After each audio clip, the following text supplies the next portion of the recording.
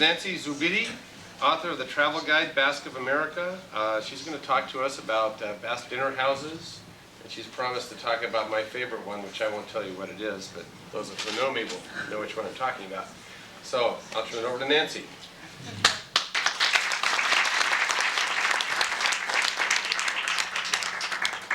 Thank you very much.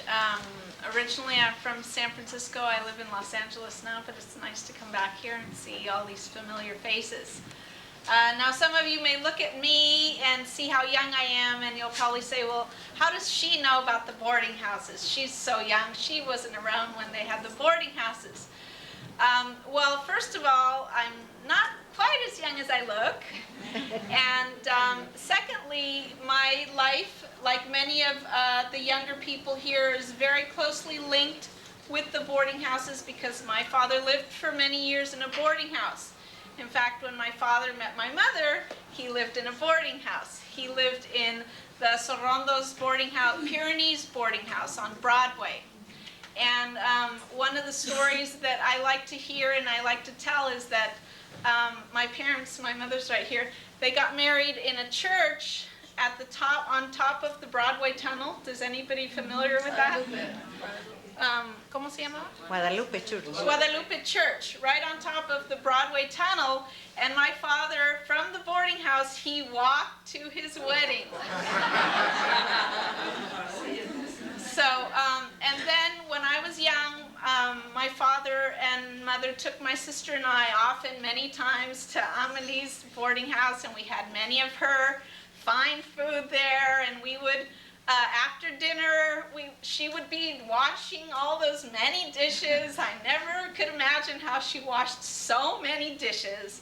And we would go and stand in the kitchen with her while she was washing the dishes and talk. And the typical boarding house experience that I think many of you have had, because all the sheep herders lived in the boarding houses, and then many of the boarding houses turned into restaurants, and so we were all able to experience a little bit of that boarding house life because we went there when they became restaurants later, even when they were still boarding houses but open to people on the weekends.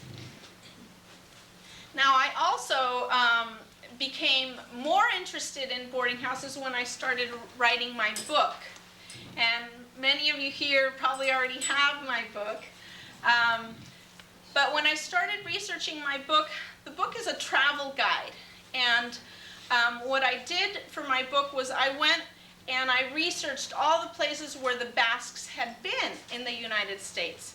And so what was my starting point? Where did I go first? The boarding houses, because that was where the Basque communities always started.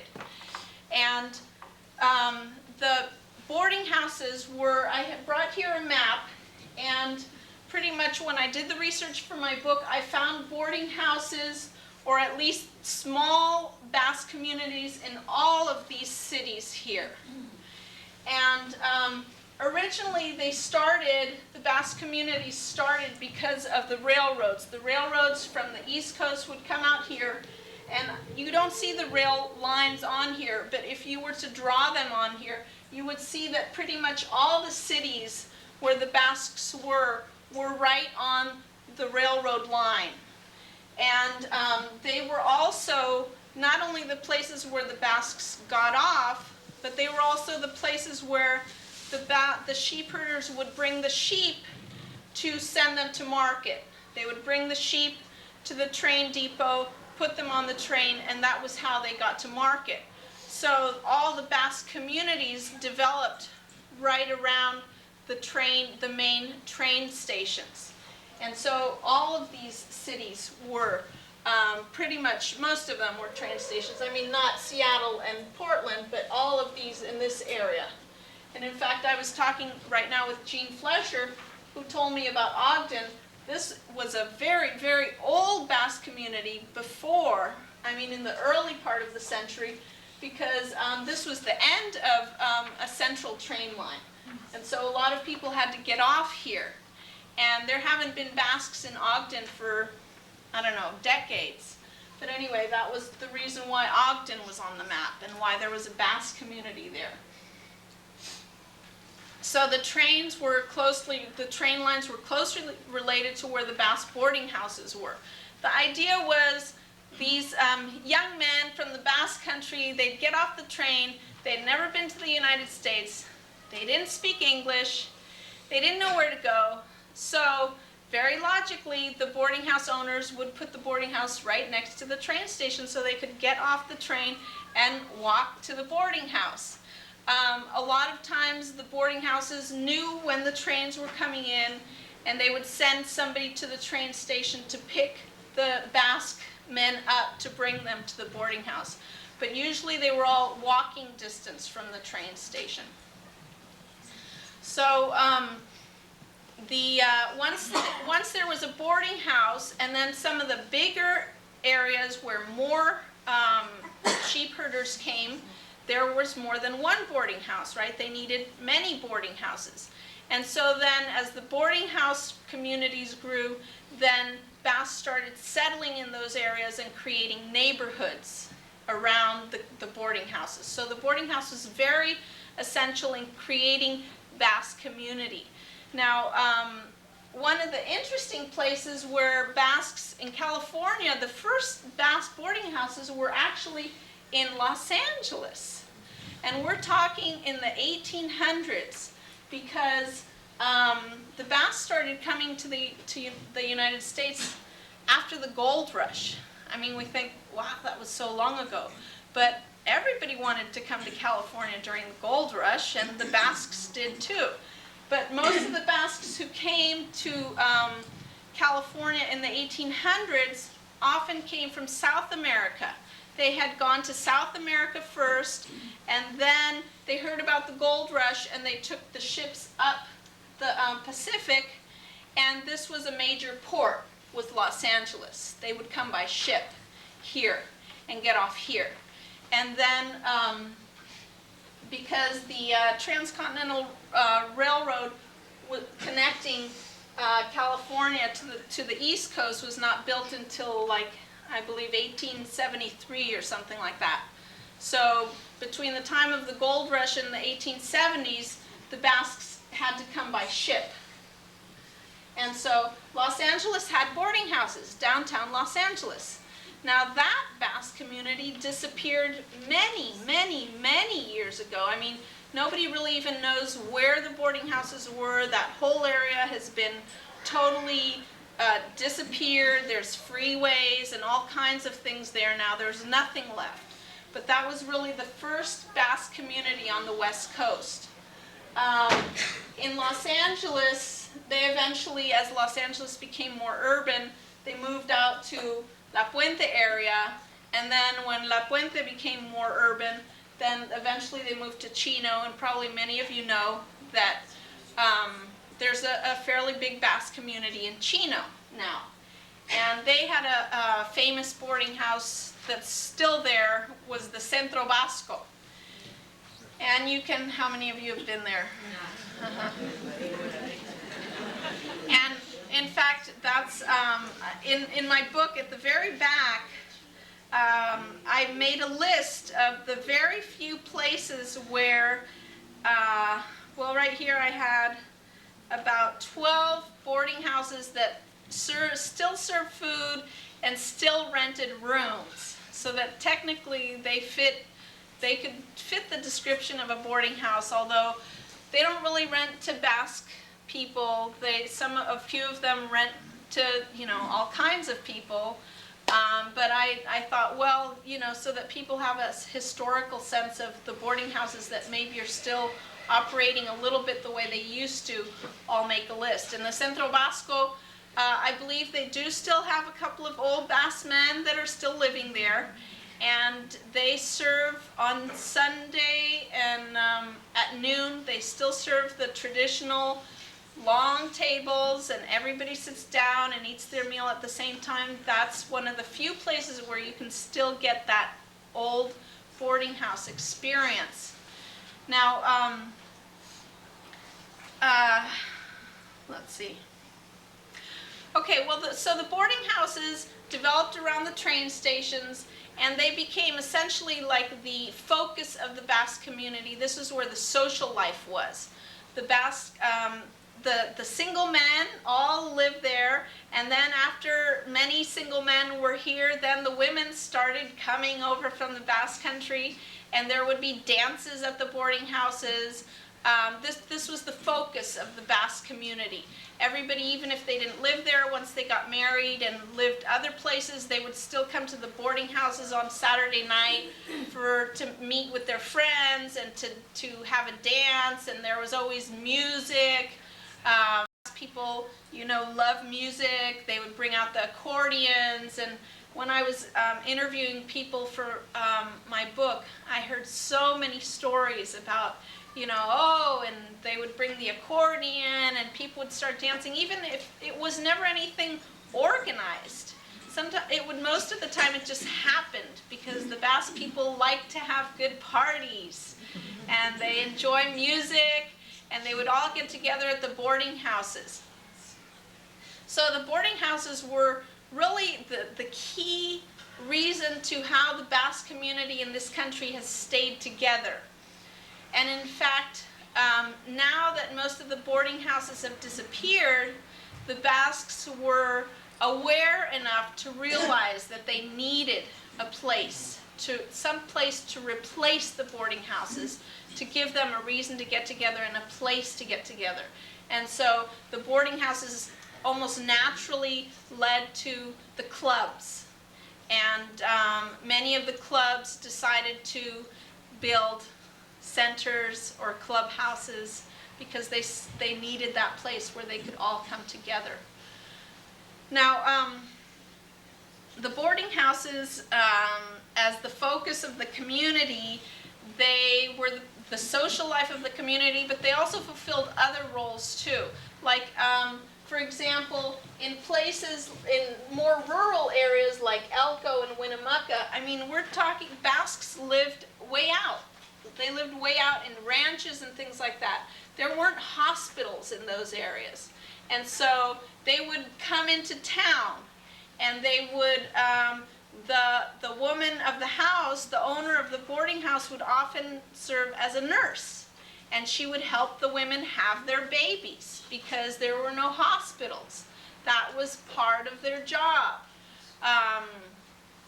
They had the couples, usually it was a couple, it was a man and a woman who would own the boarding houses. And of course they were always immigrants from the Basque Country. Some of them, like I know Ganish over there, I talked to Ganish and Anya for the book, and he went to the Basque Country to find a wife. And he wasn't the only one. Many of them did, because they wanted somebody from their culture. And Anya also told me about how when she came here, and it was so different, and Chinatown is all around that Broadway area, and she had never seen Chinese people, and here all of a sudden she was surrounded by Chinese people. And yet, nevertheless, there was this very close-knit Basque community there on Broadway, all these little boarding houses. At one point, there were 20 boarding houses on Broadway, and they were all full. No? Not 20? Well, I'm talking about the first half of the century. Maybe there were quite a few, and at different times, if you add them all up, some came and then they disappeared, and then others replaced them. So if you add them all up, there were quite a few. Here in San Francisco, well, I'll talk about the different communities in a minute. I was talking about the different roles of the boarding house. So there was usually a couple running the boarding house, and a lot of times the woman was the one who did all the important things, was the dominant one in the boarding house. Not just, well, in addition to, cooking and the cleaning and all that sort of thing, if you ask the sheep herders, they always remember, the mama of the boarding house. And the women, like I know Amelie here, I believe she did, I know other women did, they would help them get their papers, the sheep herders. They would walk them through the steps of what they had to do to get their papers so they could be legal, and open a bank account, and all these sorts of things that today we take for granted. But those young guys who hardly spoke English, they didn't know a lot of that stuff. And so the owner of the boarding house was key in helping them make the transition to American life, and how to do all those procedures that we take for granted. Now the food was very important in the boarding house. And we all, probably everyone here has eaten a meal in a boarding house. And we probably remember eating a meal in a boarding house, and those big bowls of soup, and the big salad bowls, and the big plates of meat, and the bottles of wine. And so the food was key, and guess what? Not just the Basque people liked the food. Other people discovered that the food was good too. And I don't know exactly how it started. It was probably a very slow process, but people on Saturday or Sunday nights, when they came back to the boarding house to eat, they would bring some of their non-Basque friends, or for example, in Idaho, I don't have it here, Haley, there's a small town, Haley, and it's a very small town. And the woman who used to cook for the boarders, Epi in Chausti, she became famous. Everyone in that area, it was such a small town that everyone started hearing about how good her food was, and people would just start coming to her door.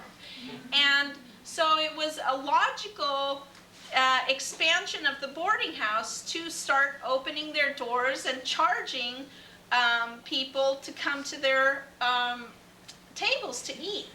So it was a logical progression from boarding house to restaurant. And of course it was economic too. The Basques have always been good at figuring out ways to make money. And so restaurants were good ways to make money. People love the food, and even today, my book, one of the main reasons why I think people find it interesting is I talk about all the Basque restaurants that there are out there, and Basque restaurants are very popular with all kinds of people. And in fact, if you talk to most Basque restaurant owners, they'll probably tell you that most of the people, most of their clients are American, are non-Basque. They love the Basque food. And so the boarding house meal was the catalyst for the success of the Basque restaurant business. So, and today, you still have, many Basque restaurants now are actually have moved away from the family style because it's not so American, and people don't necessarily like to share with people that they don't know. But the people who do go and enjoy that experience, like Louis' Basque Corner in Reno, is famous all over the place. People who go to Reno, and of course people go to Reno from all over the world, and they go to Louis' Basque Corner, and they have to sit at these long tables with people that they don't know, and they always have a great time, especially if there's a bottle of wine on the table, and they like that experience, sharing the table. But I would say of the Basque restaurants in the U.S. today, probably more than half of them, maybe even a larger percentage, don't really do the long table experience anymore. They have the individual tables, even downstairs here in the restaurant. Yeah? How about restaurants nearby, like San Francisco or Santa Cruz or Santa Fe? Well, nearby, actually, San Francisco has really lost. The Des Alpes was the last one. It's lost its old I got two for historic. Okay. Basque is on 7th Street at Harrison. It's a new restaurant. Uh-huh. San Francisco. Pintox, P-I-N-T-X-O-S. Pinchos. Pinchos is on Valencia. It's in Valencia. Okay. 557 Valencia Street between 16th and 17th.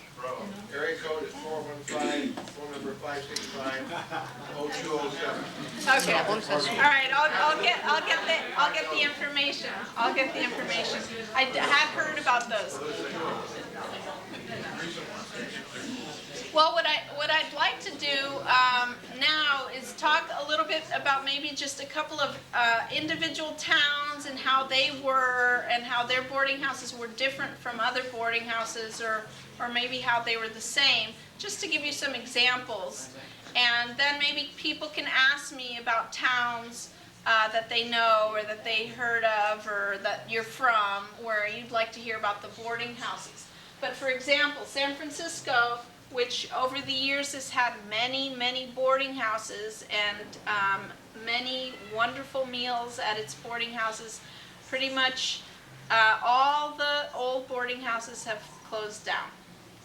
And I heard that ZUBIRI, which was open up until the very end, they still did things in the traditional way. I heard that they closed last year.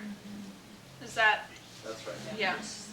So the historic connection in San Francisco with the old boarding houses has pretty much been cut. There's no more of the old boarding houses that serve meals to the public. I think people felt a real, like San Francisco, a lot of people came to San Francisco from other areas. Like for example, the people who lived in the valley, very hot in the summer, they used to come to San Francisco and stay in the boarding houses just to have some fun and urban life, you know, enjoy the big city. And so because it is a big cosmopolitan area and it had the historic boarding houses for such a long time, people felt a real connection and importance with San Francisco. And that's why I think for a lot of people it was very sad when the boarding houses started disappearing. There was a particular event that sort of was a catalyst in San Francisco, and that was, Leon, you're going to help me with this, in the 50s or in the 60s, where they built the housing project there? In the 60s? 50s. Okay, well, this was probably possibly the height of the Basque community around Broadway in San Francisco was in the 50s, and they had a handball court, and it was indoors. And it was one of the very few handball courts that was indoors, and it was very popular, and it was like a down an alley from most of the boarding houses, so people would walk from the boarding houses to the handball court. So there was really a concentrated Basque community around Broadway in San Francisco. And then the city decided in the 50s that they were going to put a housing project, and they bought up many of the properties. And in those days, it wasn't something that the people really thought about. I mean, if the government told you that you had to sell your property, well, you sold your property to the government. You didn't really think, well, hey, this is my business, you know, and they didn't think about suing or anything like that. So several Basque boarding houses sold their property to the government, and that was the end of many of those boarding houses. And then the Basques eventually started, like all those single men that supported the boarding houses, also started getting married and moving out and having families. So also the reason for the boarding houses started to disappear. There weren't those single men who needed somebody to cook for them and some place to start their life here. They didn't need that anymore. In the 60s, they stopped coming. Well, they were still coming in the 60s, but after the 60s, they stopped coming almost completely. So there wasn't a need for the boarding houses. So the boarding houses slowly started disappearing, or they converted from boarding houses into restaurants. The ones that had enough business, that was a reason to keep them going. And that happened in San Francisco because San Francisco is such a cosmopolitan city and there was a lot of business, and it could support them. And maybe now it's just economics. Broadway was not a good place maybe anymore for Basque restaurants, but the Basque restaurant downstairs I know is very successful and does very well. And there are these new Basque restaurants which are kind of nouveau cuisine, not the big long, big tureens of soup and the big plates of salad and meat and everything. These are different kinds of Basque restaurants, but I know that they're very successful.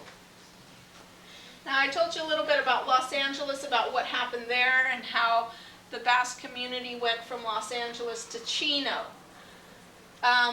Bakersfield is very famous, and people drive from Los Angeles to Bakersfield all the time because there's at least 7 Basque restaurants there, and there have been more Basque restaurants. Some of them have opened and then they didn't do so well and they closed and so on. So there has been more than 7, but there have been 7 good, famous restaurants in Bakersfield for at least the last 20 years. I mean, these are businesses that have been in the same place doing good business for 20 years. And most of them were boarding houses at one time. So they have managed to keep the tradition going in Bakersfield. They also have a big Basque community. It's very agricultural there, so a lot of the Basque people who worked with sheep went into sheep ranching. Today most of them are cattle ranchers, and so they still live in the Bakersfield area. And they support the restaurants. They're able to give them enough business to keep them going. And they do very well. They do very well in Bakersfield. I have Tehachapi here because that had a little Basque community, but in the 50s there was a big earthquake there, and a lot of the old buildings just crumbled and fell apart, and there wasn't, the Basque community wasn't strong enough there to give them reason to rebuild, so that community disappeared. Fresno, there are still Basque, the Santa Fe, which is across from the train depot. It's a historic building. When you go there, you can see a plaque. Jose was talking earlier about how you have to be, the building has to be 50 years or older to be considered historic, and that one is historic. And in fact, because it's historic, they can't really change it. They aren't allowed to change it. So if you want to see a boarding house the way they used to be, go to the Santa Fe in Fresno. There's also the Basque Hotel in Fresno, which I believe that they still have rent rooms there. I'm not sure if only to if just Basque people. The Santa Fe in Fresno has still rents room to Basque people. I talked to them recently and I said, do you rent to other people? And they said, no, because we don't make money renting rooms. That's not how we do our business. We just do it as a favor to these older Basque guys, maybe, who never got married and like living there. They do it as a favor to them to rent rooms to them, but they don't make a business at the Santa Fe of renting rooms. Los Baños has 2 good Basque restaurants, and one of them, I believe, one is fairly new, the other one used to be a boarding house. Stockton doesn't have any Basque community anymore, no Basque restaurants, but actually Stockton at one time was booming, was a big Basque community because, well, first of all, because of the Delta ships and things reached to Stockton, and so ships would come in, trains would come in. This was a real central transportation point, and there were a lot of Basque hotels there. They would bring the sheep to Stockton. There was also a wool industry, factories that used the wool for sheep to make things, and so it was so important industrially and transportation-wise that a lot of Basques ended up there, and that had a lot of boarding houses and restaurants for many years, but the last one that I had heard of closed, I believe, in the 80s. Has anybody here been to a boarding house in Stockton or eaten at a boarding house in Stockton? Yeah. Closed about 5-6 years ago. Yeah, that's right. They used to play handball, and when the San Francisco, this indoor handball court that I mentioned earlier, when it closed, or when they tore it down, there was about a 10-year period where San Francisco did not have a handball court, if you can imagine that. And so the real serious pelota players would drive from San Francisco to Stockton to play handball because there was a handball court there. So Stockton was very important. Marysville had a few boarding houses, not too many. It was never very big. I don't believe they ever had a restaurant there, and none of the boarding houses are left there.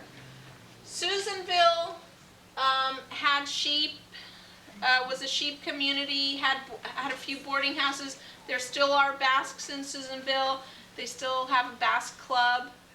And there is one hotel, the St. Francis, which is actually more like a regular hotel if you go there. But downstairs in the restaurant they have Basque, they serve Basque food, and they have the Basque insignia and things like this. And then some of you may know in Alturas there's the Brass Rail, which is owned by a Basque couple. They, I haven't actually met them in person, but I've talked to them many times over the phone. They sound like a real sturdy couple. They make their own bread for the restaurant, and they have also managed, there's some sort of train, a tour that stops at their restaurant. So they've managed to sort of latch into the local tourist economy and introduce them to Basque food. And even though they're way up here in this little town where hardly anyone goes, apparently their restaurant is very successful. Cedarville had a Basque community at one point, some boarding houses, but there hasn't been anything there for many years, although there are still some Basque families there, and they still herd sheep. Now, Nevada, of course, I'm sure most of you know about the Nevada Basque communities, and many of you have probably been to some of these and eaten Basque food. Nevada is where you can get more of the old-fashioned experience of the Basque hotels and restaurants, because a lot of their restaurants were boarding houses. The Star Hotel in Elko. Anybody here been to the Star Hotel? Okay. And I believe they do still rent rooms. And No, not anymore. Oh, they don't? Okay. Maybe if you're a cousin. Okay. And also they still do the traditional meals, the long tables, the big dishes of food. At the Star Hotel, Elko actually has several. That's maybe the closest, Elko probably is the closest to what an old Basque community used to feel like. Because all the places are within walking distance. You can walk from one hotel to another. If you go there for the Elko Basque Festival in July, there's a party going on at every hotel constantly. And there's the Star Hotel. There is, I can't remember the names. I've got them in my book. The Nevada Hotel, the Biltoki Hotel. Tokiona. Tokiona. And you can pretty much, and because it's a growing city, it's getting bigger, but it still sort of has an old feel. You know, Nevada is still not a very developed state in the sense of they don't have lots and lots of people there. So if you go to Nevada, you still get a sort of a sense of the Old West. I don't know, maybe some Nevada people here don't think so. But I think when I go there, I feel like it's kind of stepping back in time a little bit because it's still very rural. And so if you go to Elko or Winnemucca, you still have a sense of what the Basque communities all over the West used to be like. More close-knit, people know each other more in the towns. Everybody knows who the Basques are there. I mean, Elko has a big Basque festival on the 4th of July weekend. It's 2 days. And they actually have a Basque parade down the main street of Elko. So everybody in Elko knows who the Basques are. I grew up in San Francisco, and I used to tell people, they'd say, "What, ZUBIRI, what is that?" "It's Basque." And then I had to give them a long explanation of what Basque is. But in Elko and Winnemucca, most of Nevada, the Basques are very well known because sheep were, this is a rural state, sheep were very important in Nevada. They still are important, although now cattle is replacing sheep in importance. But the interesting thing is that Basques, being the economically minded people that they are, they realized that sheep were not so important in the U.S., and many of them have moved into the cattle industry. I mean, in Bakersfield, a majority of the owners of cattle ranches are Basque or have some Basque blood in them. And if you go to any of these communities in Nevada, at least a quarter of the people in the town have some Basque blood in them. And they know about the Basques, they know who the Basques are. And in fact, Winnemucca, Elko, Gardnerville are mentioned in many books, national travel books on restaurants. Their Basque restaurants are mentioned in those places because they're so well known there. I mean, there was one book, Good Eats or something like that, that basically said that in Winnemucca and Elko, there's no place to go to get good food except for the Basque restaurants.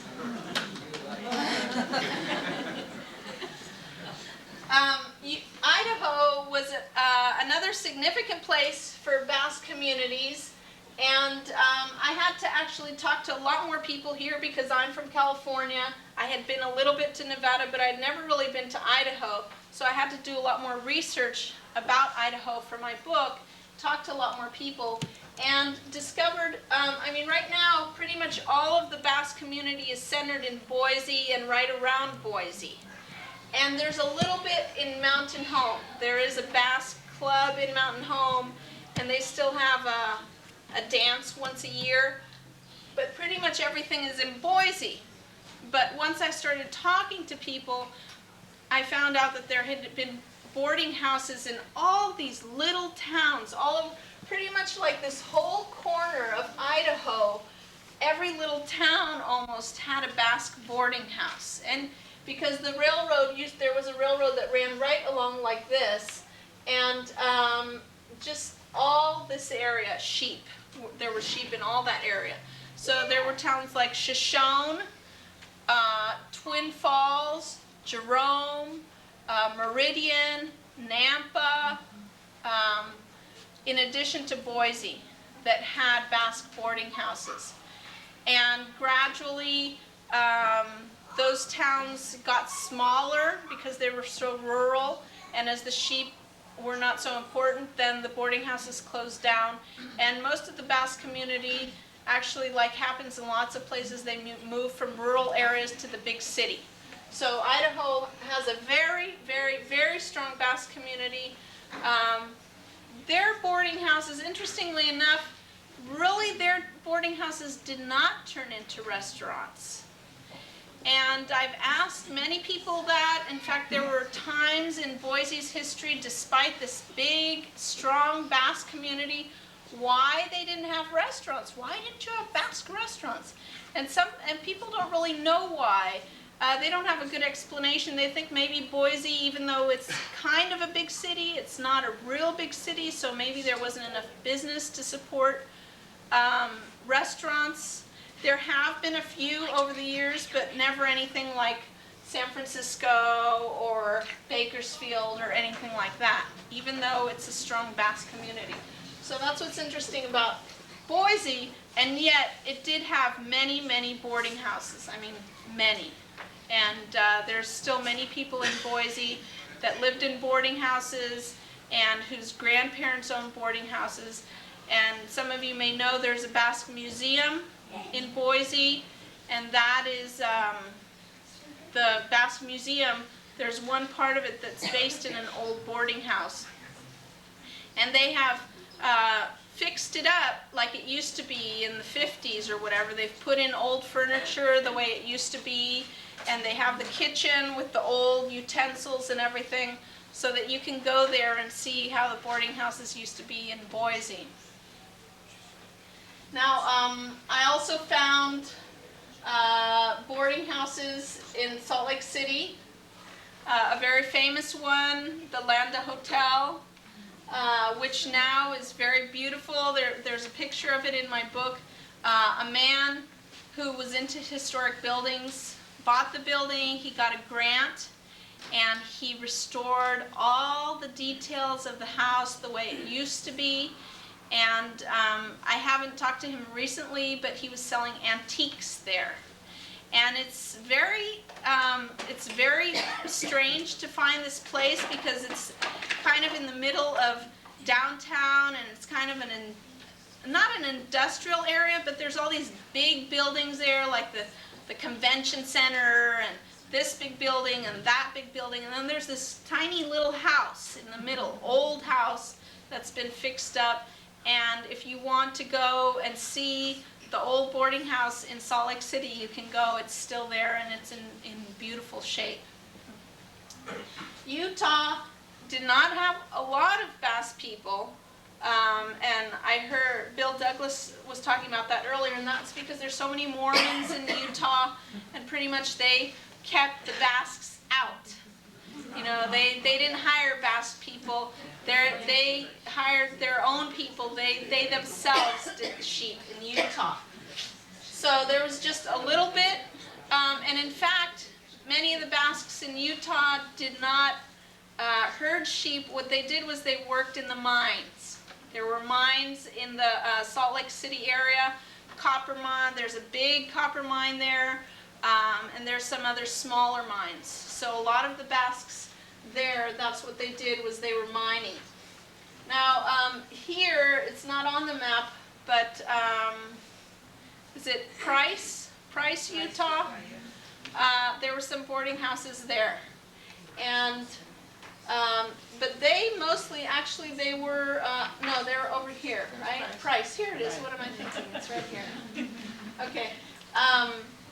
Now another thing I haven't talked about actually is that all these places were kind of in the middle of sheep country, and the sheep country tended to be, needed some important things. One was they needed mountains nearby, because in the summertime when the lower pastures get hot and dry and there's no more grass for the sheep to feed, they would go up into the mountains where it was still, you know, where they had more snow in the winter, so everything was more wet and more green. And so in the summertime, that was why they went to the mountains, to take the sheep up there, because there was still grass for them to eat. So here we have the Rockies right here. And these areas right here would take their sheep up into this side of the Rockies to herd in the summertime. They also, there were mines in the area, which is another reason why the Basques ended up here in this area. A few sheep and some mining in the Rockies, kind of the foothills of the Rockies. And then Wyoming, we only have really two Basque communities. Springs used to be mostly sheep, and then it became more important because of mining. They mine something that's called soda ash, which is I'm not real familiar with it, but it's something that's used to make glass. And a lot of Basques came to Rock Springs and Greenville, Green River, here, settled here. But there have been boarding houses in Rock Springs since the early 1900s. They take their sheep up to this area, Cokeville. And then Buffalo, way out here. It's a strange little town to have a Basque community. But they're very famous there. Everybody knows the Basques in Buffalo.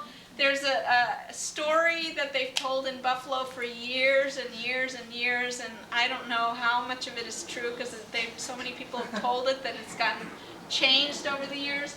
But supposedly there was a guy coming on the train out here, and there was a Scottish rancher, because the ranchers in Wyoming used to be Scottish.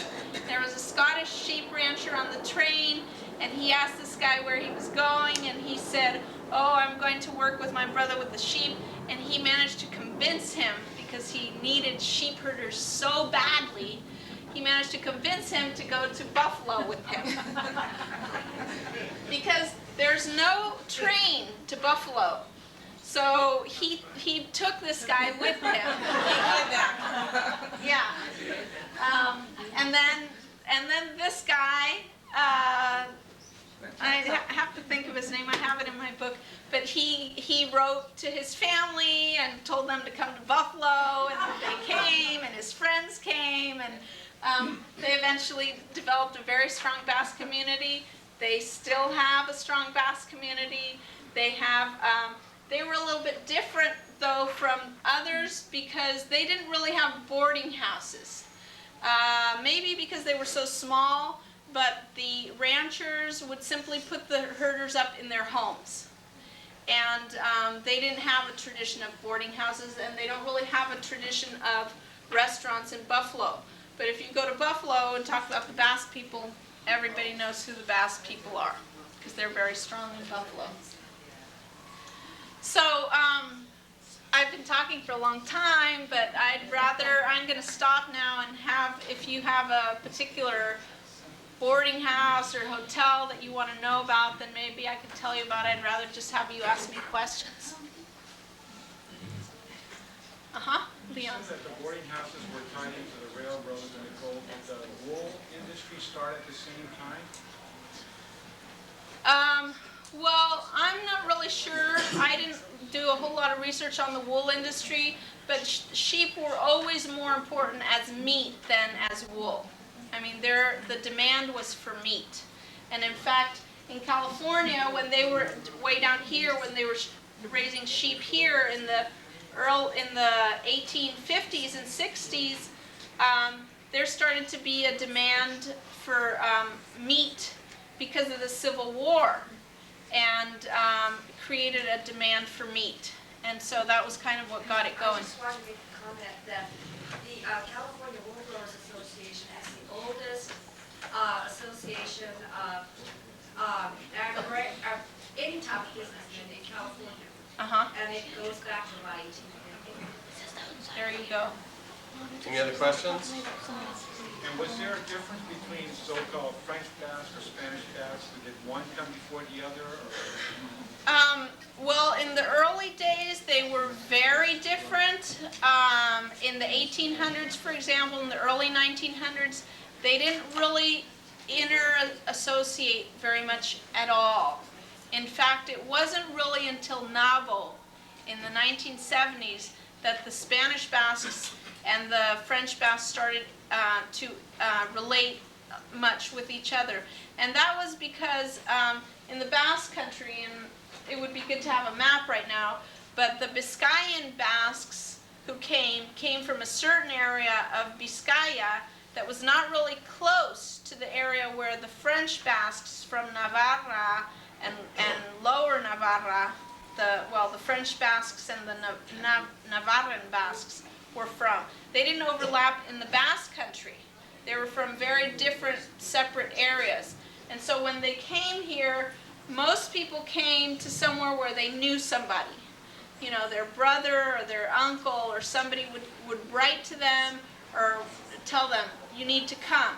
And so the Biscayan Basques mostly went here to this area, and then the French and the Basques from Navarra, California, and Nevada's kind of, they kind of overlapped in Nevada, but they didn't used to. In fact, people in Idaho in the 1800s and early 1900s didn't know that there were Basques over here. They didn't know each other. They didn't, maybe a few, but it wasn't like they were in connection, because in the Basque Country they hadn't really been in touch with each other. Any other questions? Only a comment. Uh-huh. It was not easy. There was no Basque priest to take, care of the Basque in one place and get the news to here and same day. So the communication was not there at all. Right. We didn't have the email and blah, blah, blah.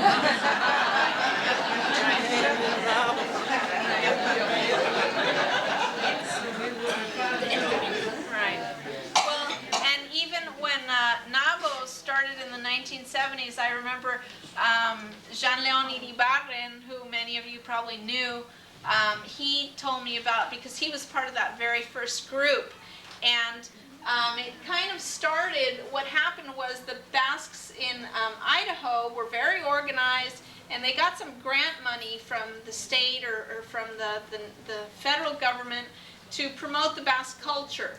And so they started looking, there was also actually something similar that happened in Reno, Nevada. They wanted to have a festival, a Basque festival, and promote the culture. And that's when they started sort of reaching out and trying to make connections with other Basque communities and saying, hey, there's a lot of Basques in California. How come we don't know about them? Or let's make contact with them. And in Reno, there was a similar festival. In 1959, I believe, they had this National Basque Festival. They called it a National Basque Festival, but they didn't really, at that time, they didn't know about all these different communities. And so when NABO, which is the North American Basque Organization, started, it was kind of with these people who wanted to promote the Basque culture, and they wanted to do these big events, and yet they felt that they were not connected. And there were all these clubs that had started in the 60s to replace the boarding houses, and they wanted to connect with the different clubs. And I remember that Jean-Léon told me that they had these Biscayan Basques and the French Basques, and they didn't really know each other. And he said, in fact, we were kind of afraid of getting all these Basques, these different kind of Basques together, and we didn't know what was going to happen. And thankfully they were, because we all know that the Basques are very stubborn, but also when they get an idea in their head, they're going to do it. And so they had this idea that they wanted to bring all the Basque clubs together, and so they got all these Basque people from California, Nevada, and Idaho, and got them together, and they created this organization. They thought it out very well, and now NABO has at least 30 clubs, probably more like 35 clubs from all over the U.S. Most of them started here, but now there are Basque clubs in places like Portland, Oregon, Seattle, New York City has a big Basque club. And actually, I didn't talk about New York City today, but New York City also had has a very old Basque community, because a lot of Basques came to New York City planning to come to California, but they never left New York City. There was also a lot of work for them there. They worked in the shipping industry. They worked in, they obviously didn't work in sheep in New York, but there were other jobs for them there. And so they had boarding houses in New York City as well. So New York City has a very old Basque community. They have a Basque center, and they are also part of NABO, part of the national organization. And when there are Basque events, people from New York do come for the big NABO conventions and so on.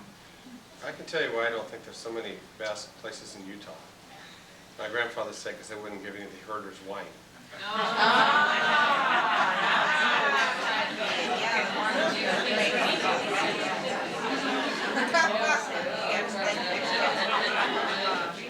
Actually, that does remind me, I talked to one rancher in Elko. He's not Basque, but he told me that it was part of the contract. The Basque sheep herder would not sign the contract, you know. I mean, Basques among themselves didn't have contracts, but it had to be part of the agreement that they had to have their gallon of wine every week. Before you leave,